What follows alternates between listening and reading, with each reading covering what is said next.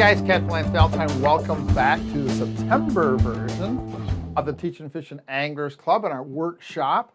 This month, we're going to kind of take a little break from all the fishing stuff, and we're going to just slow down for a minute and talk a little bit about getting ready for that transition from summer to fall fishing. You know, by now, fishing is starting to get a little hard, let's say. We still have some good fishing, lots of places, but it's not as good as it was a little bit earlier in the summertime, and it's definitely not as good as it's going to be in the fall. So, like our friends who hunt, let's take this little bit of lull of an activity, late August, September. Let's take this little lull in quality fishing, and let's take a day or two, and let's make sure that we sweat the small stuff, get everything ready as we start heading out for the fall fishing that we all know and all love, like I do, catching those big fish and lots of big fish. So we want to make sure that we're ready to go. So there's some things that we need to worry about and get done before fall starts. So let's kind of go through sweating the small stuff. Let me get my clicker over here, and away we go. So what are we talking about when we talk about sweating the small stuff? We're talking about getting ready. Equipment, repair and prep, lure maintenance, repair, reorganization, boat trailer, motor maintenance, motor and boat prep, and then last, pre-fishing homework. Getting ready for that fall fishing is very, very, very important. Let's take some time now and get that all done. Let's talk a little bit about equipment, right? If you're like me, a lot of time on the water in the summer, my stuff right now is trashed. I've got one or two line counters that aren't calibrated. I've got a couple clickers that don't work. Got a lot of stuff I need to take care of. So now's the time to get everything in order for fall fishing, right? As fall gets closer, fish get bigger, weather gets colder, and your equipment will start to fail more often. Be sure to fix all the summer problems with your gear before heading out for fall trophy fishing. Taking care of all these little problems, sweating the small stuff, taking care of all these little details before we start heading out for fall trophy fishing. So what are some things that are on my list and should be on your list? Getting your reels fixed, tuned, lubricated. Remember, fall, it's cold, it's windy, it's wet. Make sure you put a little bit of oil or grease on your reel. That worm gear is important. Just takes a little drop of oil to keep that worm gear moving. If you're like me, you've got some line counter reels that the counters don't work, they don't reset. Get those sent in now, so the 3 or 4 weeks it takes to get them fixed, they're back by the time it's time to go fishing. Tighten up those handles, right? I take the little side screw off my handles and use a small screwdriver, tighten those screws up. Make sure those handles aren't wobbling. If you use your line counter reels like I do all the time, those handles will start to get a little wobbly. Just pop that little cap off, a little screw, pop the cap off your handle, tighten those screws that hold that handle to the reel body, and then put that cap back on. Just a little maintenance to do. Recalibrate your line counters. Check them. Some may be good, some may be bad. We want to head into fall with everything set up so we can do the best we can to take advantage of the great fall fishing and catch that trophy of a lifetime. Get recalibrated. Something a lot of guys don't do. Check your rod guides for burrs or cracks. Best way to do this, take some Q-tips. Rub a Q-tip inside each of your rod guides, your line pickup on your reel. Run a Q-tip through that. If you get any fuzz at all, that means that there's a burr or a crack in your line guide. It needs to be replaced. If there's one on your line guide on your line counter reel, that needs to be replaced. The last thing you want is something nicking your line constantly, and all of a sudden that line, you hook up to that 12, 13 pounder, and it's gone. So take time to check every single one of your rods, every single one of your guides. A Q-tip is the best way to do that. Check and retie nuts to your leaders and or your backing. If you're running lead core, get on the water or find a place that you can spool that lead core out. Check your knot to your backing. Make sure it's good. If you're using lead core, check that leader knot. Make sure it's good. If you rig like we do with the bead, check all of those knots. Actually, what I do, let's go down to the next one and kind of tie this in, is I cut off and throw away all the snaps and swivels I have on my rods when the summer ends. I throw all that stuff away. They're inexpensive, they don't cost a lot of money, and over the year, right, the crankbait snaps have been on and off and open and closed. They start to lose their spring, they don't hold. Swivels start to wear a little bit. I take all that stuff and I cut it off, I throw it away, and I retie. New snaps, new swivels, new leaders. I make sure everything is good and all my knots are good and ready. And then lastly, planer board maintenance. It's taking care of your planer boards. We'll talk about that in detail. So that's a pretty good list right there of things to get you going as we move into this transition and we take our time to be ready for the fishing. Planer boards take a beating when you're trolling and can become inconsistent. Let's talk about this for just a second. I think I have a planer board here. I do have a planer board right here. Give them a thorough checkup and repair, replace any damaged parts. So, what are we looking at? Check your clips. Replace bad ones, right? If you've got a clip that's sliding through, get new pads. You can buy new pads for any of the releases. For the snapper release, you can buy a pad. It's really simple. You just open up this screw. It opens up. You can slide the top jaw over. Take a little X-Acto knife, pop the pad out. New adhesive pad goes in there.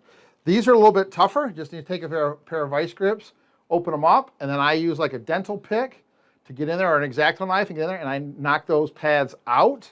And then you can actually buy replacement pads for the OR19s or the OR12s, which are the red ones with the nipple. You can buy the pads with the hole. So if you've got a release that's sliding, been giving you a hard time, get that fixed before it becomes frustrating in the fall time. Get that fixed. Either replace those pads or new releases. Check your tattle flag springs. I don't have a tattle flag on this demo board, but if you run tattle flags, check your springs. Make sure they're tight. Make sure they're not all stretched out. You can buy carburetor springs at a hardware store or an auto supply store. You can buy replacement springs online.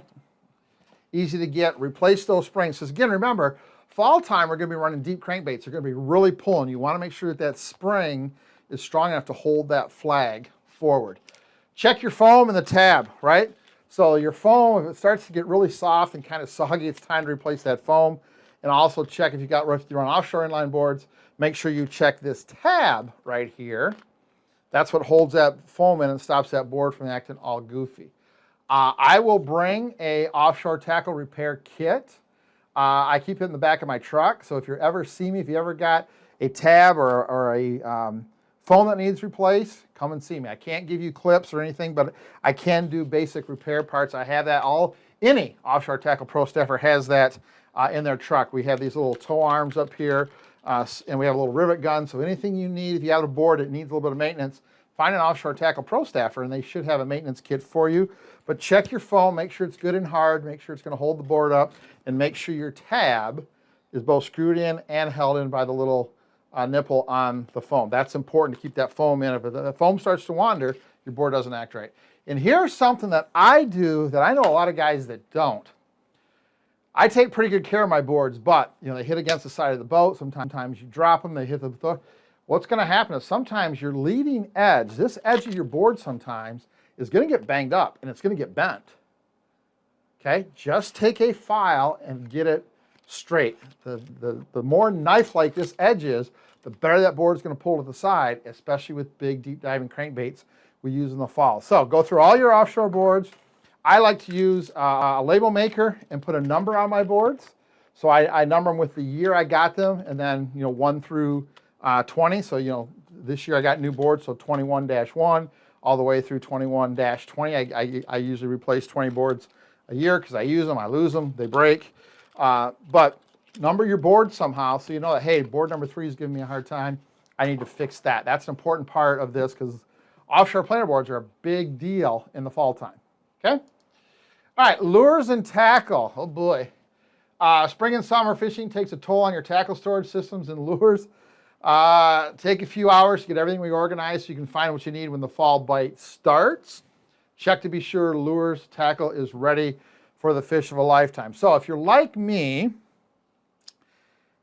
throughout the summer, I put stuff on, take stuff off, and it ends up on the deck of my boat, or it ends up on my little tray, my little ledge there on my AnglerQuest pontoon, and I get too much stuff out, and sometimes I just put it away, right? I just throw it in a box. I actually carry just an open 3700 box. It's about this thick, just open with no compartments in both of my boats, and when things get too much, I just throw it in there. And the idea is, at some point, I'm going to put it all back. Sometimes putting it all back doesn't happen until the season is over. So right now, in my Angler Quest pontoon, I have a big giant box of just stuff. Tackle lures without hooks, broken split rings, 5, 6, 7, 8 different types of lures.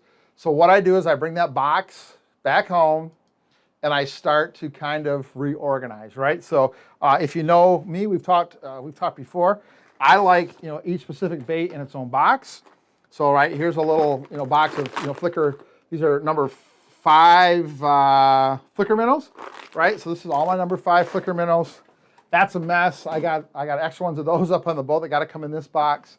So what I do is I get all my stuff together, all my junk, put it in one big box, and I sit down one day and I just reorganize. Everything goes back in its right box, and then I sort by color. So I get all my number 5 flicker shads in there, boom. Then I kind of sort them by color. All my silvers, all my golds, all whatever, however you want to sort. But do that with all of your tackle. Do it with your plastics if you're going to fish jerk baits. Do it with your jig heads. Get everything organized so when you're fall fishing, especially if you're going to night fish, but if you're fall fishing, you want to make sure everything is right there ready to go. Start with a clean slate. As you're going through your crankbaits, check your hooks, your split rings, line ties. If you need new hooks, now's the time to do it. Split rings get torn out. You catch a lot of fish, even though even the 1.5 to 3 pound fish we catch on Saginaw Bay. Well, you catch 500 of them on the same lure. That split ring starts to get a little bit of stress. You don't want that stress being there when you hook that 12-pound fish. So look at all that stuff. Check all your hooks, all your split rings. Don't forget to check the split ring on your line tie on your lure, and make sure your line tie on your crankbait is actually still secure in the plastic. It's not coming loose.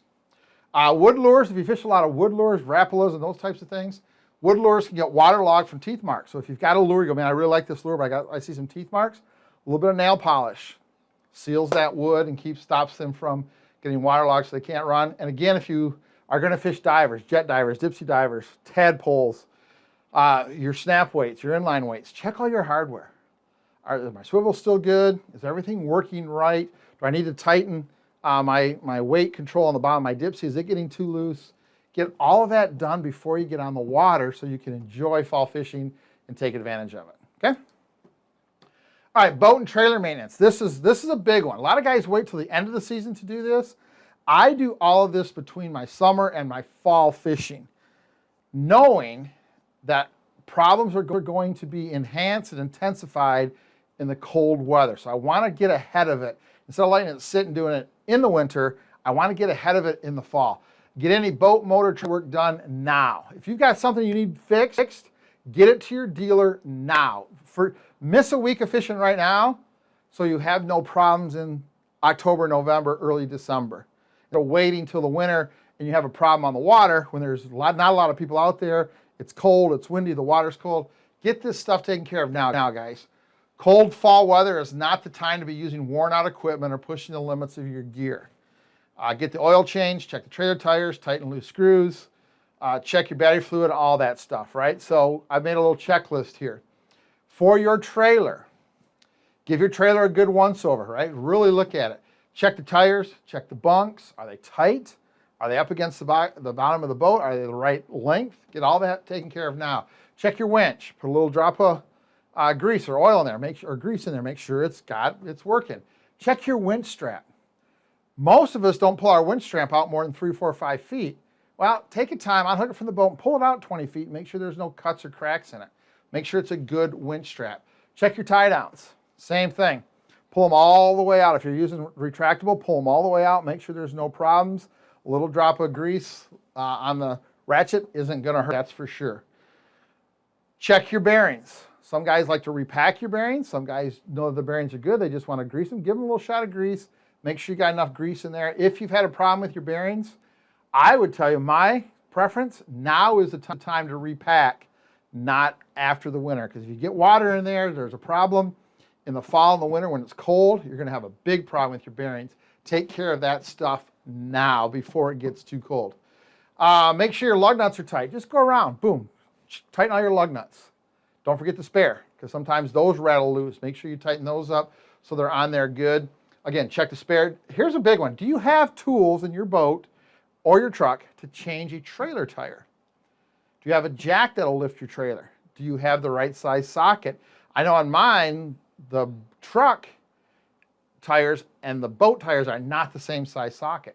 I carry a 3/4 inch ratchet with a short extension and the right socket to get those off, so I've got a little bit of wiggle room. And if I need more, the pry bar in my truck actually fits over top of that socket, and I can use it for extra leverage. But I have a ratchet designated. It's in my truck, set up just to do my trailer tires.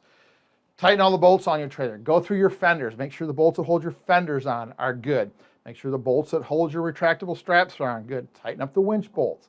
Tighten up the jack bolts. Make sure everything is good before you head out in the fall.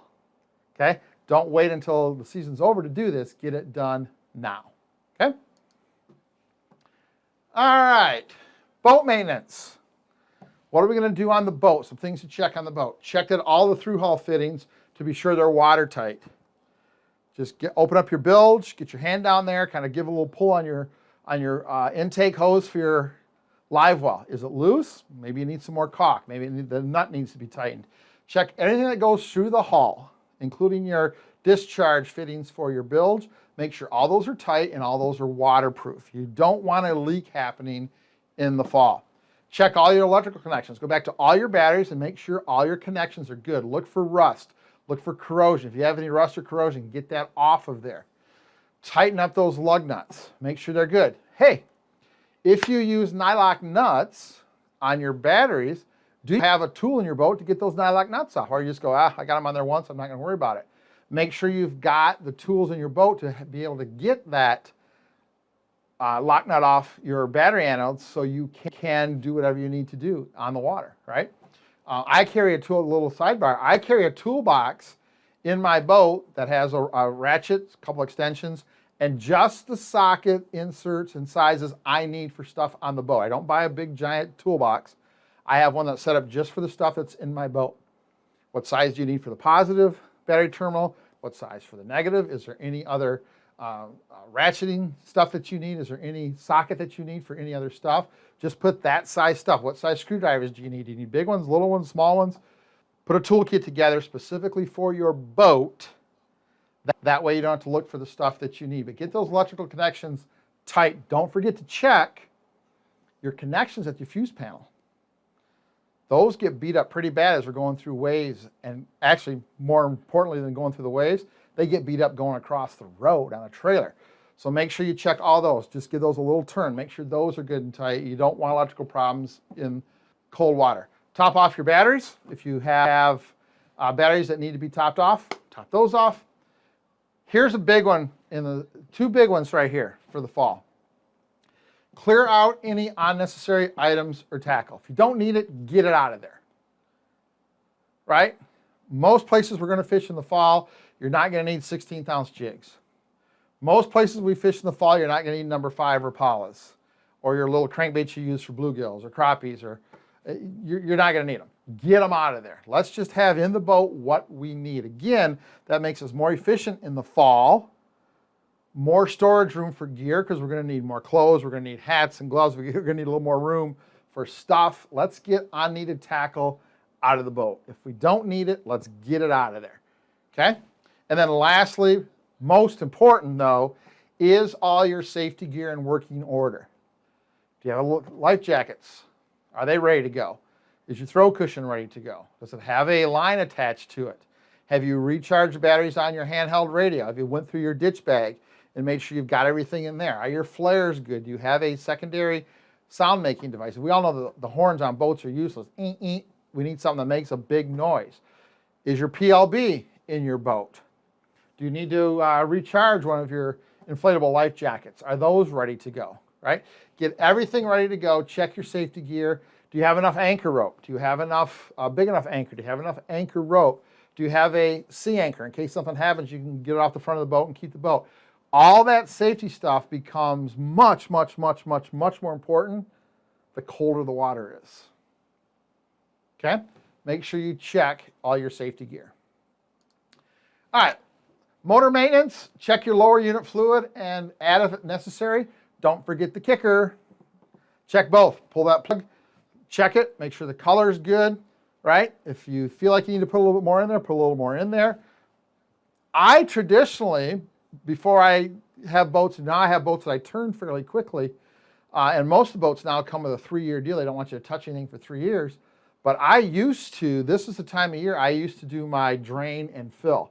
So I would completely drain the lower unit on my motors. This time of year, I'd fill it back up, I'd fish the fall, and then I would drain it again and refill it before I put it away for the winter. That guaranteed that if there was an issue in the summer, I got the water out. Because sometimes, remember, in our fall fishing, we get into late October, November, December, it may freeze. So let's get any issue we had in the summer, let's get that out of there. Let's get new fluid in there. Let's fish for the fall and winter. Then we can redo it and refill it again so it's not going to freeze in the wintertime. So don't forget to do that with your units. If you run a 4-stroke like I do, is it close to oil change, right? Get your oil changed every 100 hours like on my Suzuki. I got 91 hours. Well, let's get the oil changed. Let's not have the buzzer going off, 2 days into our 5-day fall trip, or have it go off the first week of November. We're going to fish for 3 more weeks. Let's get that oil changed now. If you're close to your interval to where it needs to be changed, let's get it done. Do it before fall starts. Let's get good new oil in there, brand new filter. Let's get everything perfect as this cold weather starts. Let's not give our motor a reason to not do what it needs to do. Grease all your Zerk fittings. Go around your boat. You should have some Zerk fittings. Grease those up real good. Don't forget the steering. Hydraulic steering has Zerk fittings as the ram moves back and forth. Those need just a little shot of grease. If you have cable steer, that definitely needs a shot of grease. Check all of your Zerk fittings. Your kicker handle and steering has a little Zerk fitting. Just take care of all that. Just spend a day and take care of that. Purge your hydraulic steering system. If you've got some player hydraulics, that means it's not full of fluid. You need to purge it. You can do it yourself. I would recommend you find a dealer that has a purging machine. It's an electrical pump. They hook up to your 2 hydraulic steering outlets in the back on the ram. They hook up to your fill. They turn that machine on and it pumps fluid all the way through and completely gets all the air bubbles out. I would tell you hydraulic steering you need about every 2 to 3 years for sure. If you haven't done that, do that. Have that done before the fall, because as you go in the fall and it gets colder, that slop in your steering wheel is going to get worse and worse. Okay? So take care of that. All these little things make a big difference. Again, remember, sweating the small stuff. And before you spend time in the fall, get any dings in your prop fixed. Don't wait, guys. What I'm trying to get to you is don't wait until after the season to do this boat, trailer, motor maintenance. You're better off to do it between the summer fishing and the fall fishing. Get it done so you don't have to worry about it in the fall, okay? All right, let's talk about fishing a little bit. One of the things we want to do at this time is our pre-fishing homework. We want to be on the right spots, right? Sometimes the weather in the fall, even in the early fall, late September, early October, gets rough. We want to be able to make sure that we're headed to the right spot and don't waste a lot of time looking for fish. Get busy now to be ready in the fall. Start by organizing your fall waypoints, gather your fall fishing records, review them, grab lake maps, start planning out your fall fishing. Where should the fish be? What's the best places to find active fish, best places to launch? You can do a lot of this with a good quality lake map, of course, right? Couple things to remember. Remember, we did a fall transition seminar a couple years ago. That's somewhere. I think it might actually be on the YouTube channel.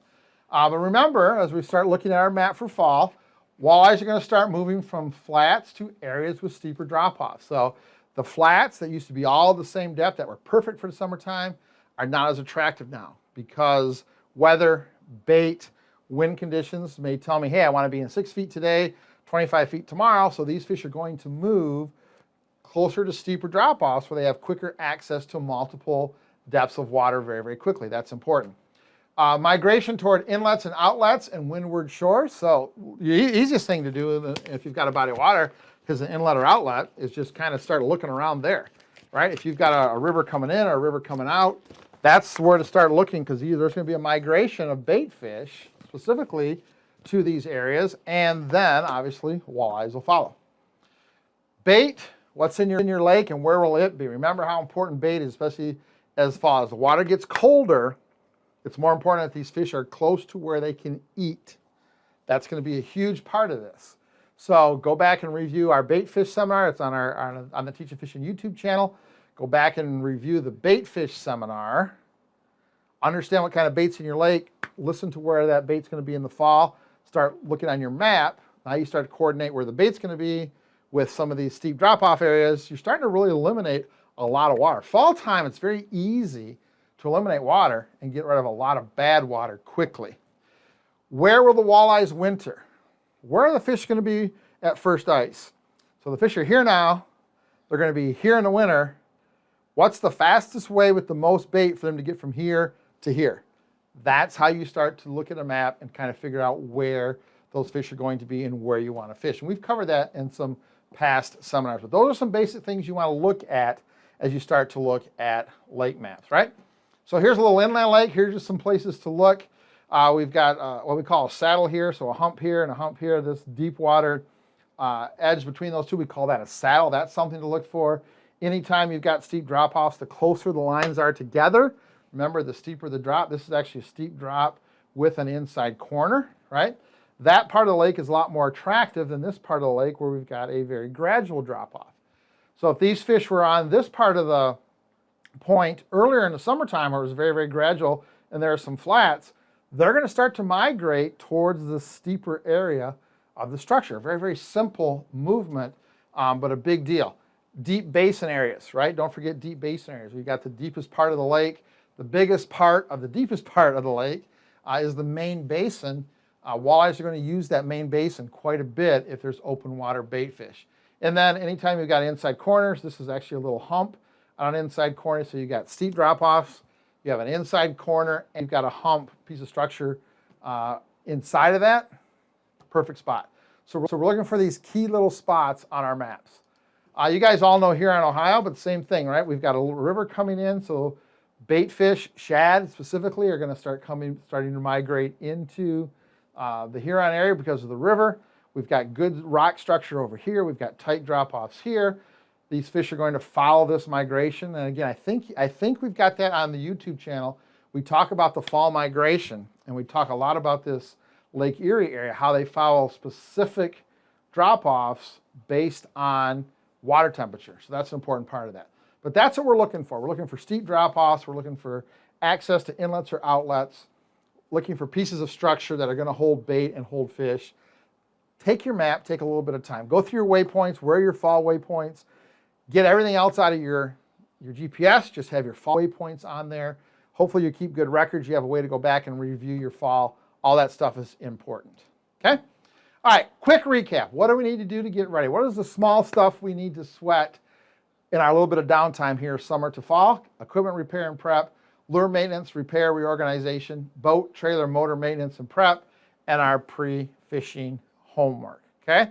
Remember, fall begins the start of amazing fishing and your best chance for a true trophy, right? A little preparation now will definitely make a big difference when the fall bite starts. Take the time to sweat the small stuff. Take care of the details now, and I promise you, absolutely promise you that you're going to have a better fall fishing season and have a lot less chance of losing that fish of a lifetime. Hey guys, thanks for joining me. I appreciate all your support through the Teaching Fishing Anglers Club. It's been a great year. Looking forward to a fantastic fall. Hopefully this helps you get ready. I'll see you in a couple weeks for our live Q&A. Get out there and get busy. Start running down some of these steps. We'll see you next time.